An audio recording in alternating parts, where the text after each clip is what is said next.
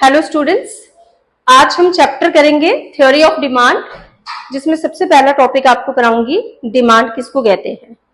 आपको पता है कि हम हर दिन किसी ना किसी चीज की डिमांड करते हैं। जैसे हम लोगों को अगर भूख लगी है तो हम मैगी की डिमांड करते हैं, या फिर हम लोग बुक्स की डिमांड करते हैं, बैग्स की डिमांड करते हैं। तो कभी भी आप अगर ये सोचेंगे कि भाई एक्चुअली में डिमांड होता क्या है, तो बहुत बार हम लोग कहते हैं वांट, डिजायर और नीड। अगर इनकी बात करेंगे तो ये तीनों चीजें जो हैं ये तब डिमांड में कन्वर्ट होंगी जब हम लोग विलिंगली पे करेंगे अमाउंट। क्योंकि वांट तो है कि आई वांट दिस, मुझे ये चाहिए, बट ऐसे कोई भी चीज आपको नहीं मिलेगी। अगर डिजायर आपको क्या, आई विश ये गाड़ी मेरी हो जाए, ऐसे वो गाड़ी भी आपकी नहीं हो जाएगी। और प्लस अगर आप कहेंगे नीड, ये मेरी जरूरत है, तो जरूरत की चीज तब तक आपकी नहीं होगी जब तक कि आप पे नहीं करेंगे। इसलिए डिमांड का मतलब है विलिंग टू पे the amount, right? Willing to पे the amount for the commodity. कि कमोडिटी के लिए जब आप पे करोगे उसे कहेंगे हम डिमांड। तो at the last, demand is always related to paying capacity, कि जब आप पे करते हो तो ही उसको हम डिमांड मानते हैं। फॉर एग्जाम्पल, आप मार्केट में गए, आपने कहा भैया what is the price of this cycle, उन्होंने कहा 3000 का। आपने 3000 पॉकेट से निकाले और उनको वो 3000 दे दिए, और तब हम उस चीज को कहेंगे डिमांड। अब नेक्स्ट क्या होता है कि डिमांड और क्वांटिटी डिमांडेड में आपको फर्क देखना है, ठीक है? डिमांड और क्वांटिटी डिमांडेड क्या होता है? देखिए, डिमांड तो एक जनरली मैंने कहा as per their different price, अलग अलग आप डिमांड करेंगे। बट जब ये वर्ड यूज हो रहा है, आप देख रहे हैं क्वांटिटी। क्वांटिटी का मतलब होता है स्पेसिफिकली किसी चीज के बारे में हम बोल रहे हैं, ठीक है? एक स्पेसिफिक वर्ड है। स्पेसिफिक मीन्स कि जब आप कहोगे भैया मुझे ये 10 एप्पल देना, 10 एप्पल मीन्स 10 का एक आपने क्वांटिटी मेंशन की है। तो जब आप एक क्वांटिटी मेंशन कर रहे हैं तो it means this is called quantity demanded, right? उसके बाद आता है आपका नेक्स्ट टॉपिक, डिमांड शेड्यूल। बच्चे, शेड्यूल का मतलब होता है टेबुलर रिप्रेजेंटेशन।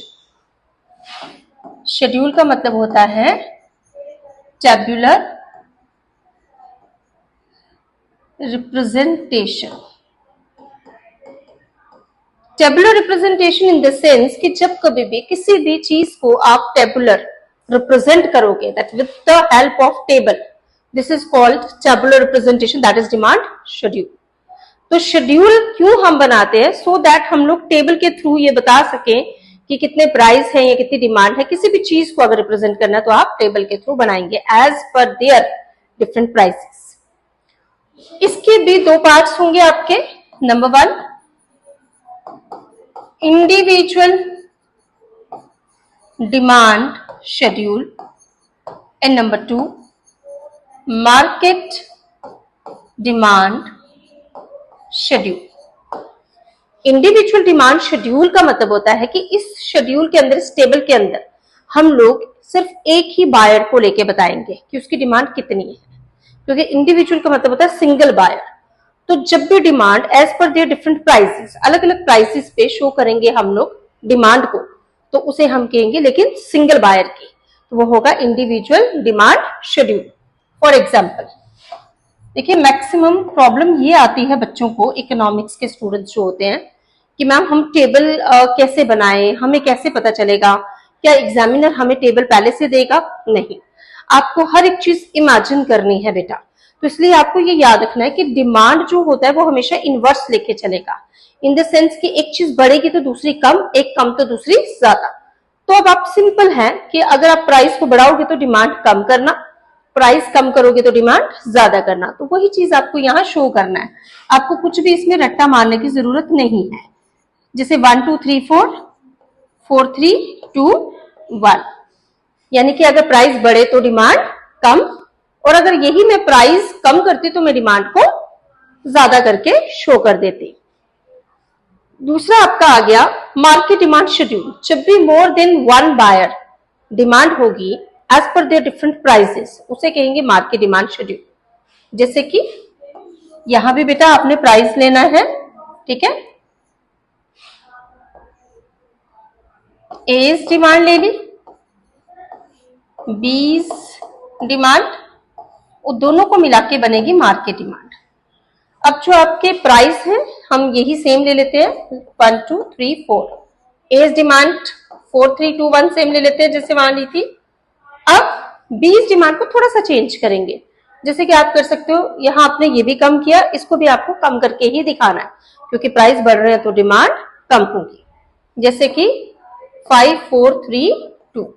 अब जब आप इन दोनों को मिलाओगे, इन दोनों को, क्योंकि मैंने कहा था मार्केट डिमांड है इन दोनों की डिमांड को मिला के।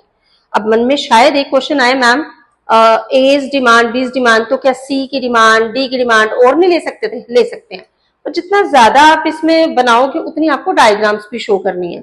तो बेटर है कि हमने तो मेन मुद्दा है कि एक से ज्यादा, तो एक से ज्यादा हमने 2 दे दिए, उन्हीं दोनों को मिला के बनेगी market demand. 5 + 4 is 9, 4 + 3 is 7, 3 + 2 is 5 and 2 + 1 is 3। ये बन गई भाई आपकी मार्केट डिमांड। अब शेड्यूल हमारा रेडी हो चुका है, हमें इनके डायग्राम्स बनाने हैं, ठीक है। तो जब हम डायग्राम बनाएंगे बेटा जी, उसे हम कहेंगे डिमांड कर्व। डिमांड कर्व में भी आपको 2 चीजें बनानी है, एक इंडिविजुअल डिमांड कर्व और दूसरा मार्केट डिमांड कर्व। कर्व होता है डायग्रामेटिकल रिप्रेजेंटेशन। अब आप इसमें जो टेबुलर रिप्रेजेंटेशन था उसको कन्वर्ट करके जैसे ही डायग्राम्स में शो करोगे तो वो डिमांड कर्व कहलाएगा। इंडिविजुअल डिमांड कर्व, चलिए इसी का बनाते हैं। जैसे तो हमेशा आपने याद रखना है, ये एक्स एक्सिस है और ये आपका वाई एक्सिस है। हॉरिजॉन्टल लाइन जो होती है वो एक्स एक्सिस होती है और जो वर्टिकल लाइन होती है, हॉरिजॉन्टल ऐसे होता है और वर्टिकल ऐसे होता है। तो जो हॉरिजॉन्टल लाइन होती है वो एक्स एक्सिस होती है और जो आपकी वर्टिकल लाइन होती है ये Y axis. Price always shown in Y axis and demand, quantity, output, ये सारी चीजें या सप्लाई ये आपकी एक्स एक्सिस में शो होती है।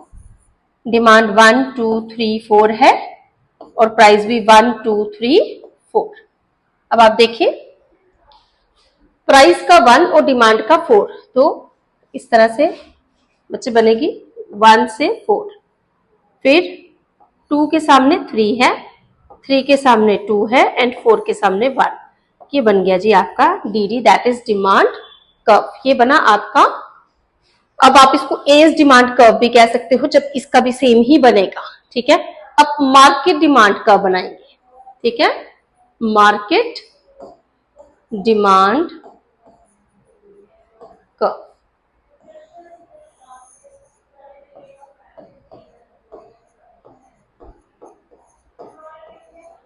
ये 9 तक वैल्यूज है आपकी, आप देख सकते हैं 9 इज योर हाईएस्ट, ठीक है।